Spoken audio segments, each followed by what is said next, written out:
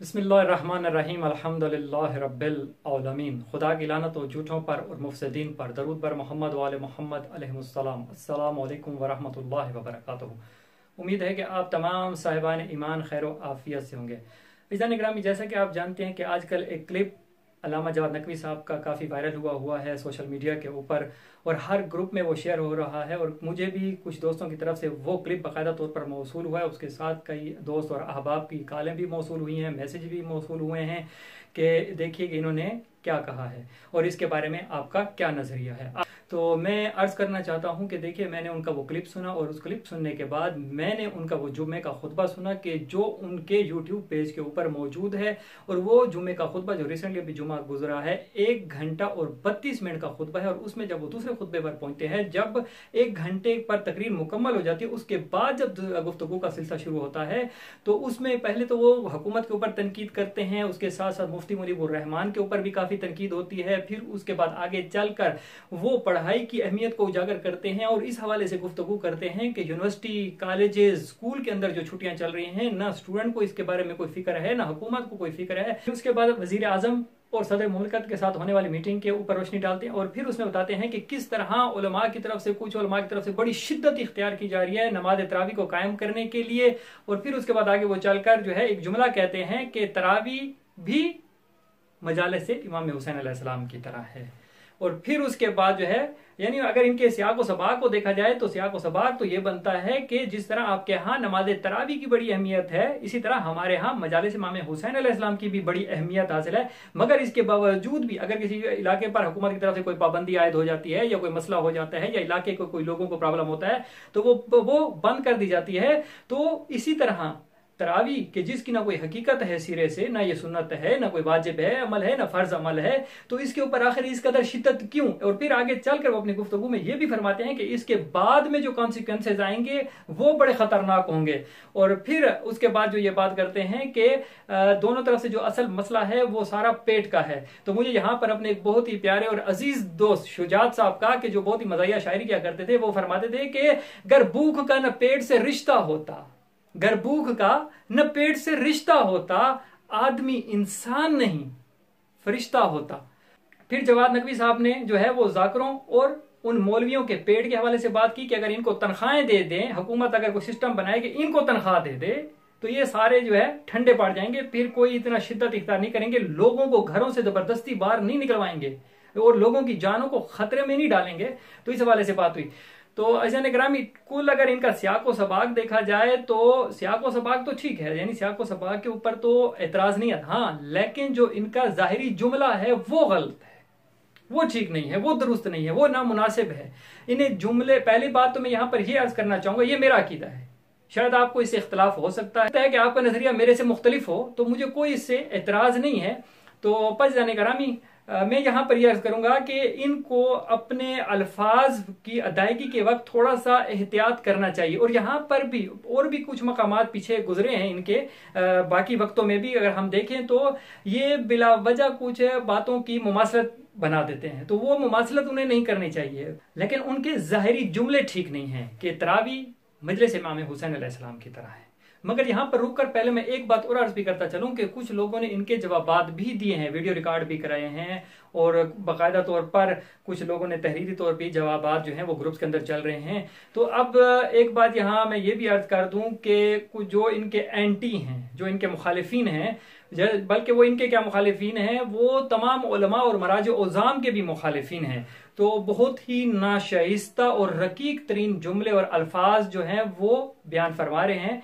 बहरहाल, तो मैं यहाँ पर उनको भी अर्ज कर दूं कि कम से कम उन्हें चाहिए कि वो भी अमीरुल मोमिनीन अली इब्न अबी तालिब अलैहिस्सलाम की सीरत को पढ़ें कि इमाम अलैहिस्सलाम की क्या सीरत में यह है कि आप इस तरह गलीज जबान का इस्तेमाल करें और गालियां देना शुरू कर दें।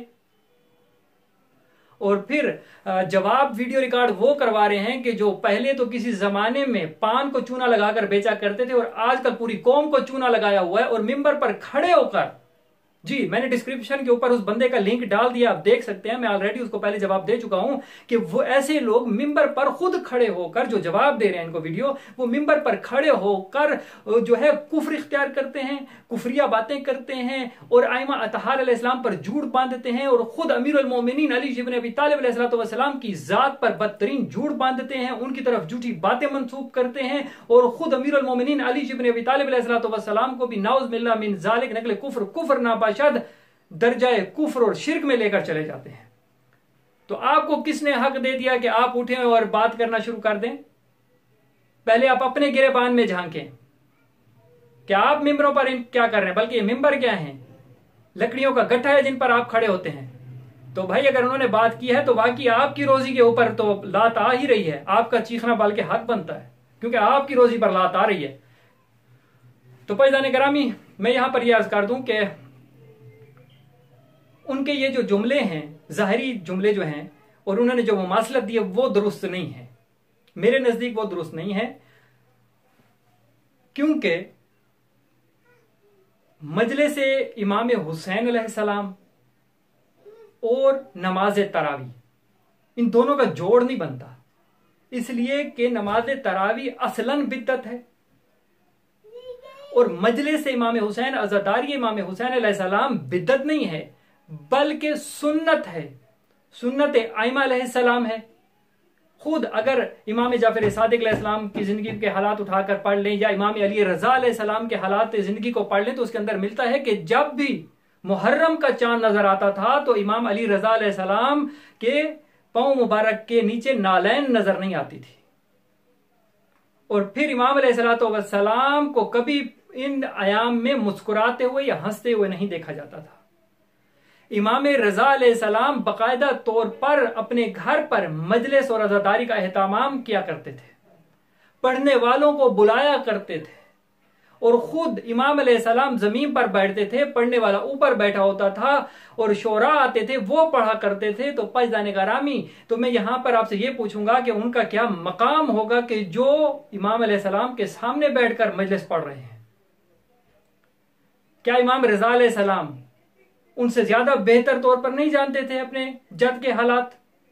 मगर नहीं, उसके बावजूद वो अपने असहाब को पढ़वाते थे और खुद बैठकर सुनते थे।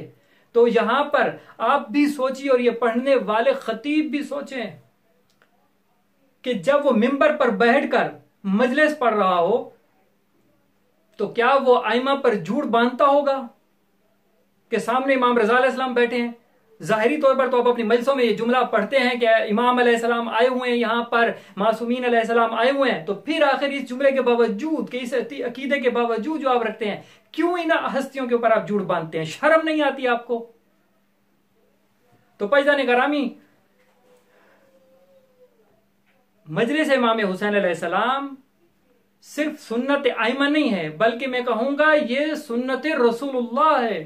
मोहम्मद मुस्तफ़ा ने पढ़ी, जहरा और अली ने सुनी, अली ने पढ़ी, असहाब अली ने सुनी, और सिर्फ असहाब अली ने सुनी नहीं है, हाँ असहाब अली ने सुनी नहीं है, बल्कि इमाम अली अलैहिस्सलाम ने करबला के मैदान में खड़े होकर जब जंग से वापसी पर आ रहे थे तो अपने असहाब को एक एक जगह दिखाई कि ये जगह है जहां पर मेरा हुसैन ज़िबा कर दिया जाएगा, ये वो जगह है जहां पर मेरे अब्बास के बाजू कलम होंगे, ये वो जगह है जहां पर कासिम के लाशे के ऊपर घोड़े दौड़ेंगे, ये वो मकाम है जहां पर अली अकबर के सीने पर बर्छी लगेगी, हाँ ये वो मकाम है जहां मेरी बेटियों के खेमे नस्ब किए जाएंगे। तो अली ने सिर्फ पढ़ी नहीं है बल्कि अपने साहब को वो मकाम भी दिखाए हैं। तो पैजाने करामी, ये मजलिस इमाम हुसैन सुन्नत रसूलुल्लाह है। तो मजलिस और तरावी की तो मुमासलत किसी सिरे से बनती ही नहीं है। मगर अफसोस के साथ कहना मुझे पड़ता है कि हमारे यहाँ बाज़ औक़ात शिद्दत इतनी ज्यादा इख्तियार कर जाती है कि हम हक़ाइक़ को एक साइड पर रख देते हैं और हकीकत का भी इनकार कर देते हैं। तो मैं ये अर्ज करूंगा कि अगर बाज़ अफराद इसको गलत रंग दे रहे हैं, अज़ादारी इमाम हुसैन अलैहिस्सलाम को बिगाड़ उसके अंदर पैदा कर रहे हैं किसी भी सूरत में, तो याद रख लीजिए कि चाहे वो जाकिर हो या खतीब, तो वो फर्द तो गलत हो सकता है मगर उस फर्द की वजह से जाकरी और खिताबत गलत नहीं हो सकती। इसी तरह अगर कोई उलमा का लिबादा ओढ़े, सर पर अमामा और दोष पर अबा सजा ले, और फिर अगर कोई ऐसी गलत बात कर दे तो इज़ान करामी ये वो फर्द तो गलत हो सकता है, मगर पूरी सिन्फ उलमा को गलत करार नहीं दिया जा सकता कि उसको एक बंदे की वजह से तमाम जो है आप पूरे के पूरे जाकरी को, खिताबत को, उलमा के ऊपर जो है हमलावर शुरू हो जाए। ऐसा नहीं हो सकता। अब अगर कोई मातमी बेअमल है तो ये उसका जाती फेल है। अब ये थोड़ी है कि उस मातमी की वजह से हम मातम को ही गलत कहना शुरू कर दें। अब आखिर में मैं उन लोगों से भी कुछ सवालात कर लेता हूं, उन पर भी सवालात छोड़ देता हूं कि जो बहुत ही ज्यादा इस हवाले से जो है नाजेबा तरीन अल्फाज इस्तेमाल कर रहे हैं। तो मैं आपसे पूछता हूं कि क्या अल्लामा जवाद नकवी साहब खुद मजालिस नहीं पढ़ते? क्या उनके यहां बाकायदा तौर पर अजादारी नहीं होती? अगर अल्लामा साहब खुद अजादारी और मजलिस इमाम हुसैन को बिद्दत समझते हैं तो फिर इस बिद्दत का इर्तिकाब क्यों करते हैं? क्या अजादारी की अजमत और अहमियत के ऊपर उन्होंने बाकायदा तौर पर किताबें नहीं तालीफ की? क्या इमाम खुमैनी अलैहि रहमा का वो कौल उनके पेशे निगाह नहीं है कि अजादारी हमारी शहरग है? क्या उनके पेशे निगाह मराज ओजाम के वो तमाम फरामीन मौजूद नहीं है कि जिनमें उन्होंने अजादारी की अहमियत को उजागर किया है? तो मैं आपसे भी यही गुजारिश करूंगा कि शिद्दत ना इख्तियार कीजिए, क्योंकि अमीरुल मोमिनीन अली इब्न अबी तालिब अलैहिस्सलातु वस्सलाम नहजुल बलागा में इरशाद फरमाते हैं, मुखालफत सही राय को बर्बाद कर देती है। आप उनकी राय से इख्तलाफ रखिए, मगर ये नहीं कि आप मुखालफत अपनी जाती मुखालफत की बुनियाद पर जो है वो इधर उधर की जो है हैंकी फैंकी करना शुरू कर दें। आखिर में मैं इतनी गुजारिश फरमाऊंगा अपने तमाम पढ़ने वालों से, चाहे वो अल्लामा जवाद नकवी साहब हों या दीगर जितने खतीब, जाकिर, उलमा पढ़ने वाले, उनसे ये अर्ज करूंगा कि ऐसी बात हरगिज न करें कि जिससे गैरों को मौका मिले और अपनों के दरमियान इंतशार फैले। इस्लाह कीजिए एक दूसरे की, अहसन तरीके से कीजिए और अपना ख्याल रखिएगा और इस बंदा हकीर को दुआओं में याद रखिएगा। वस्सलामु अलैकुम वरहमतुल्लाहि वबरकातुहू।